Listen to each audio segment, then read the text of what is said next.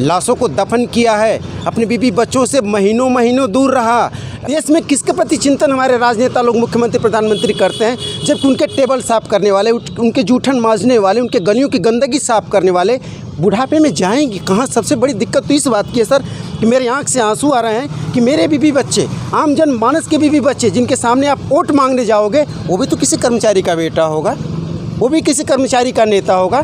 मैं यही चाहता हूँ, मैं प्रार्थना कर रहा हूँ, मेरा कोई भूमिका नहीं है, मैं नेतागिरी करना चाहता हूँ। अगर अधिकार मांगना, हक मांगना, हमारे कर्मचारी भाई लहू से लेटर लिखे। मैं सुशील तिवारी, स्वतंत्र पत्रकार, आप बचा हूँ विकास भवन जनपद गाजीपुर, और मैं आपको बताऊँ डंके की चोट पर भारत के यशस्वी प्रधानमंत्री इलाहाबाद गए, सफाई कर्मचारियों के पैरों को धुला। कोविड-19 में हम घर से निकल नहीं रहे थे, इसके साथ ही ठंड की वो ठिठुरन, ये ठंड का मौसम है, ये लोग निकलते हैं। 60 साल के बाद इनको पेंशन मिलनी चाहिए। बहुत सारी राजनीतिक पार्टियां हैं और ढिढोरा पीटती हैं और खुखिया फायर भी करती हैं। मैं ग्राउंड जीरो से भी आपको दिखाऊंगा, मेरी ये मुहिम जारी रहेगी। प्रधानमंत्री इलाहाबाद आए थे और सफाई कर्मचारियों के पैर को धोया कि प्रभु अगर आप हमारा एक बार चरण धोते हैं, चरण धोने से अगर हमारा निराकरण हो जाता है, हमारे सम्मान मिल जाता है, बुढ़ापे की लाठी पेंशन मिल जाती है, तो मैं 1000 आप जैसे यशस्वी मुख्य प्रधानमंत्री जी का हम पूरे परिवार से, इतने पूरे कर्मचारी आपका पाँव धोएंगे। लेकिन हमारी पुरानी पेंशन हमारा बहाल कर दीजिए, क्योंकि पुरानी पेंशन हमारा सिर्फ हमारा नहीं है, हम कर्मचारी के नहीं है, आम जन की आवाज़ है, राष्ट्र की आवाज़ है। अगर आप कोई राजनेता पेंशन ले सकता है तो हम कर्मचारी जो 60 साल की सेवा करते हैं, फाइल से लेकर के चाय पिलाने तक, गलियों का साफ करने से लेकर, तो हमारी जो बुढ़ापे की लाठी है, मेरा अधिकार है, मुझे पेंशन चाहिए। मुझे क्या, हर कर्मचारी को पेंशन चाहिए। तो मेरी प्रार्थना आपसे है कि सर अगर राष्ट्र एक है, तिरंगा एक है, हमारा संविधान एक है, हमारी सोच एक है, तो हमें भी हमारे कर्मचारी समाज को पुरानी पेंशन चाहिए ही चाहिए। यह अधिकार है, मेरी प्रार्थना है उनसे।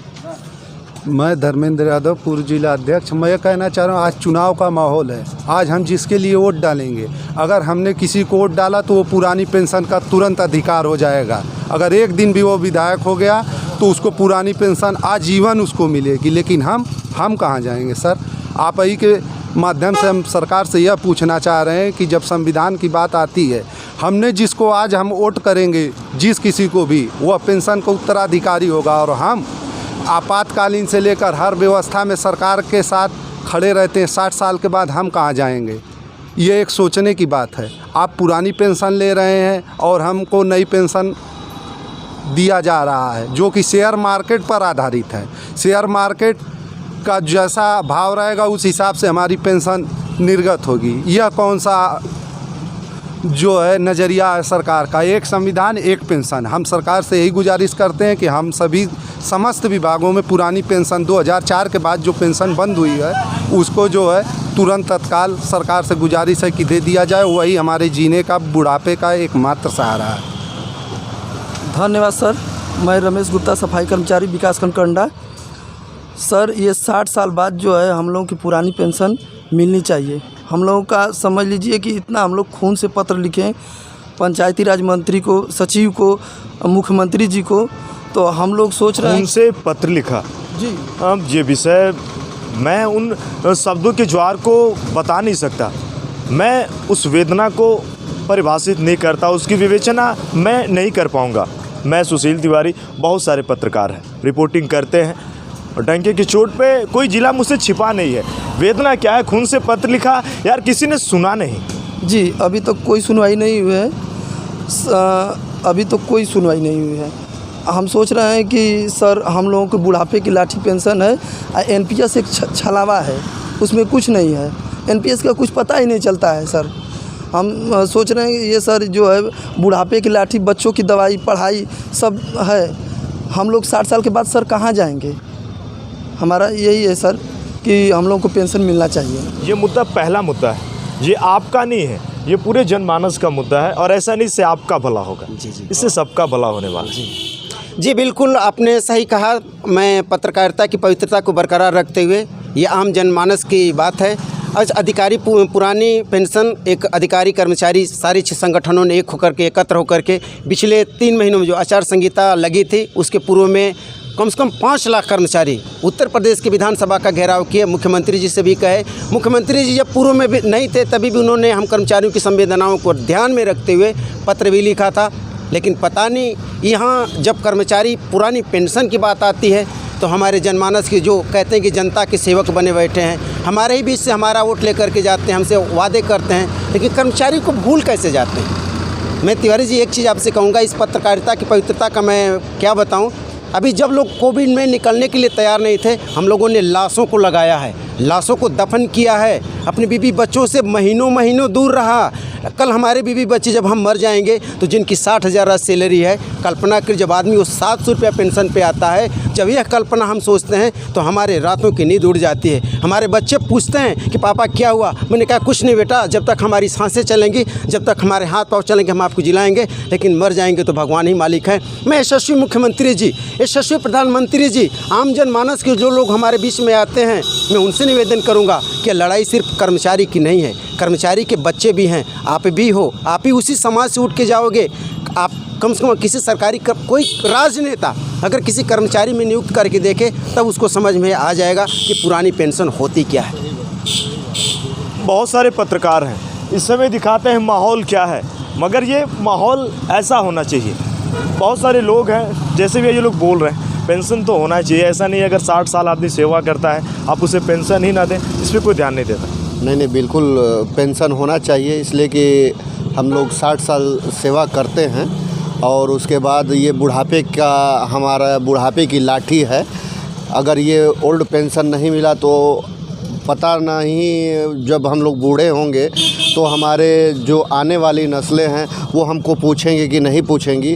तो ये सबसे बड़ा मुख्य हथियार है हमारे लिए पुरानी पेंशन। सर, सरकार की बात करें, बसपा आई, सपा आई, भाजपा अभी करंट में है, मगर सबका काम अच्छा है, वो सब देखते हैं, जनता भी जानती है। अभी विधानसभा का चुनाव है, मगर ये किसी ने सोचा नहीं। भारत के प्रधानमंत्री भी आए थे इलाहाबाद, बनारस, मगर कोई ध्यान क्यों नहीं देता? ध्यान देना चाहिए इसलिए कि इस भारत के निर्माण में या भारत के कार्यों में कर्मचारियों की विशेष भूमिका होती है। ग्राउंड जीरो से मैं ला रहा हूँ और मैं ज़रूर चाहूँगा, विकास भवन जनपद गाजीपुर का मुख्य गेट है और यहाँ से बड़े बड़े प्रशासनिक अधिकारी भी गुजरते हैं, मगर मैं ज़रूर चाहूँगा मेरे वीडियो को देखें। अंतिम बार मैं भैया आपसे चाहूँगा, जो आपने कहा मन में वो वेदना, मन ठिठुर सा गया, अब क्या कहेंगे?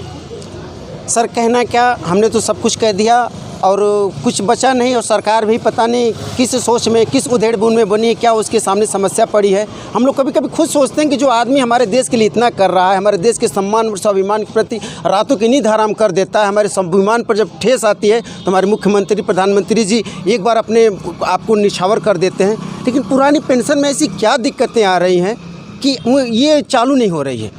बहुत सारे कर्मचारी हमारे उत्तर प्रदेश में 20-22 लाख कर्मचारी हैं और पूरे भारत में देखिए ट्रेड यूनियन भी आया था, बहुत सारे यूनियन हैं इसमें डिमांड कर रहे हैं। और जबकि मैं पत्रकारिता जगत के नाम लूँ तो अच्छे पत्रकार जो राष्ट्रीय स्तर के हैं बहस होती है, लेकिन ये मैटर पेंडिंग में कहाँ पड़ा हुआ है। कभी कभी हम लोग भी ये चीज़ करते हैं। आज बहुत असमंजस की स्थिति, एक आचार संहिता लगा हुआ है। आपने मुझे पुकारा, याद किया कि हम थोड़ा सा ग्राउंड जीरो से रिपोर्ट लगाएं। हम लोग ड्यूटी से अभी आए, 2 बजे का लंच हुआ, ये बात हम लोगों की हो रही है। देखिए 8 घंटे तक हम कर्मचारी हैं, 10 घंटे तक हम कर्मचारी हैं, इसके बाद हमारी जब ड्यूटी समाप्त हो जाती है तो हम आम जनमानस हैं, जैसे सारे कर्मचारी वैसे हम लोग भी हैं। हमारे प्रधानमंत्री जी, मैं सुनता हूं कि 8-8 घंटे, 2-2, 3-3 घंटे सिर्फ सोते हैं, देश के प्रति चिंतन करते हैं। देश में किसके प्रति चिंतन हमारे राजनेता लोग, मुख्यमंत्री प्रधानमंत्री करते हैं, जबकि उनके टेबल साफ़ करने वाले, उनके जूठन मांजने वाले, उनके गलियों की गंदगी साफ़ करने वाले बुढ़ापे में जाएंगे कहाँ? सबसे बड़ी दिक्कत तो इस बात की है सर कि मेरे आँख से आंसू आ रहे हैं कि मेरे बीवी बच्चे, आम जन मानस के बीवी बच्चे जिनके सामने आप वोट मांगने जाओगे, वो भी तो किसी कर्मचारी का बेटा होगा, वो भी किसी कर्मचारी का नेता होगा। मैं यही चाहता हूँ, मैं प्रार्थना कर रहा हूँ, मेरा कोई भूमिका नहीं है, मैं नेतागिरी करना चाहता हूँ। अगर अधिकार मांगना, हक मांगना, अपनी वो हिस्से की आवाज़ को उठाना अगर गुनाह है तो इससे मेरे ख्याल से अब क्या बताएं सर, मेरा दुर्भाग्य है या सौभाग्य समझूं, लेकिन सिर्फ एक ही प्रार्थना है कि हमें चाहिए पुरानी पेंशन। बुढ़ापे की लाठी है पुरानी पेंशन, माँ बाप की दवाई है पुरानी पेंशन, लाखों लाख कर्मचारियों की दवाई है पुरानी पेंशन, बहुत सारे मुद्दे बने हैं। अब आपने सुना हमारे कर्मचारी भाई लहू से लेटर लिखे, आम जनमानस को भी पत्र लिखा, लेकिन यहाँ बातें आकर के निश्चित तौर पे सोचनी हो जाती है कि आखिर जब हमारी पुरानी पेंशन हमारे लिए बेकार है तो आप क्यों नहीं अपने लिए ले लेते हो, अपने लिए नहीं लेते हो, हमारे लिए पुरानी नहीं देते हो। आप नई लेते नहीं हो और हमें पुरानी देते नहीं हो। या तो समान कर दो ना, तिरंगे को आप बात कर, तिरंगा एक है, हमारा संविधान एक है, हमारा राष्ट्रपति एक है, हमारा प्रधानमंत्री एक है, हमारा मुख्यमंत्री एक है, तो हमारी पेंशन दो तरह की। सर मेरे पास शब्द नहीं है कि मैं आपको किस तरह से अभिनंदन करूं, वंदे मातरम करूं, क्या करूं सर कि आपने मेरी आवाज़ को उठाया। आपने एक आदमी को आवाज़ नहीं उठाया, उत्तर प्रदेश के करोड़ों लाखों लोगों को आपने आवाज़ उठाई है और निश्चित तौर पे हृदय के गहराइयों से अभिनंदन करता हूं कि कम से कम कर्मचारी की आवाज़ बन करके आप ग्राउंड जीरो से रिपोर्ट ले रहे हैं। सर मैं सुशील तिवारी, स्वतंत्र पत्रकार। मेरी ये मुहिम जारी रहेगी और जब भी ये पुकारेंगे मैं खड़ा मिलूँगा, डंके की चोट पे लखनऊ तक मैं जाऊँगा। ये मैं आपको आश्वासन देता हूँ। आपसे चाहूँगा मेरे वीडियो को शेयर करें। जय हिंद, जय भारत, भारत माता की जय, जय जवान, जय किसान।